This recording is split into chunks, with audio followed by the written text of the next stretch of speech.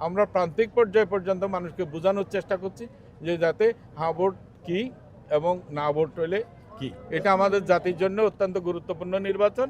এই নির্বাচনে আমাদের বহু কিছু পরিবর্তনযোগ্য আছে যেগুলি আমরা পাইতে চাই। আমরা সর্বাত্মকভাবে চেষ্টা করছি এই দেশের সকল নাগরিকের কাছে পৌঁছানো, প্রত্যন্ত এবং নগর শহর, এটা কোনো বিভাজন নাই। সব মানুষের এই সমান অধিকার, সবারই একটাই ভোট আছে আমাদের। আমরা সব ভোটারদের কাছে, দেশের নাগরিকদের কাছে আমরা যেতে চাই। সেই কারণে যতদূর পর্যন্ত আমাদের পক্ষে সম্ভব হচ্ছে আমরা সেই পর্যায়ে আমরা যাচ্ছি। এই যে ভোটার গাড়িও যাচ্ছে, সেখানেও প্রচার হচ্ছে, তারাও বলা যাচ্ছে যে বিষয়গুলো তাদেরকে বুঝিয়ে বলা যে হ্যাঁ মিনিট ভোট হলে তারা কি পাবে আর না যদি হয় তাহলে তারা কি পাবে, সেটা তাদের কাছে বোধগম্য করা। এই যে ভোটের গাড়ি যাচ্ছে, এটা যাচ্ছে, টেলিভিশন, রেডিও, বিভিন্ন 10 মিনিটের ব্রিফ আছে, অনেক প্রত্যেকটা বিভাগ সরকারের এই প্রচারণার সাথে যুক্ত আছে। তারা তাদের মতো করে কেউ লিফলেট, কেউ পোস্টার, কেউ ড্রপডাউন ব্যানার ইত্যাদি দিয়ে আমরা এটাকে জনগণের কাছে এটাকে উৎসব মুখর একটা নির্বাচনের দিকে নিয়ে যেতে চাচ্ছি।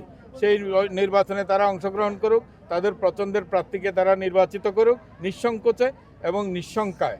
তারা যেন ভোট কেন্দ্রে যেতে পারে এবং সেখানে গিয়ে তারা মতামত দিতে পারে।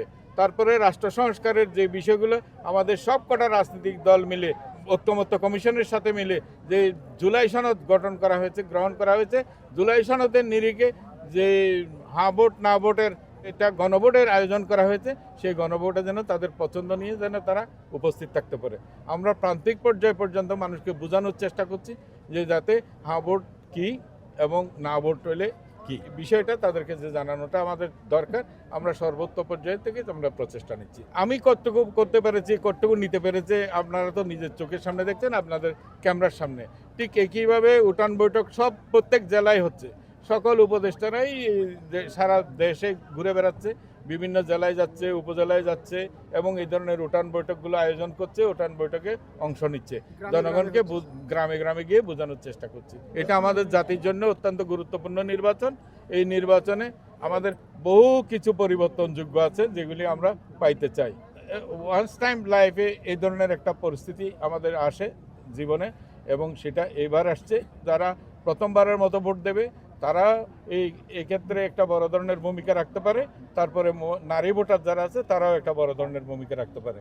আপনি এখানে উঠান বৈঠকে দেখেছেন বিস্তর নারী ভোটাররা এখানে উপস্থিত ছিলেন এবং তারা সক্রিয়ভাবে রিয়েক্ট করেছে। আমরা যা বলতে চেষ্টা করেছি এবং তারা জানতে চেষ্টা করেছে, আমরা প্রশ্ন উত্তর পর্বে সেগুলি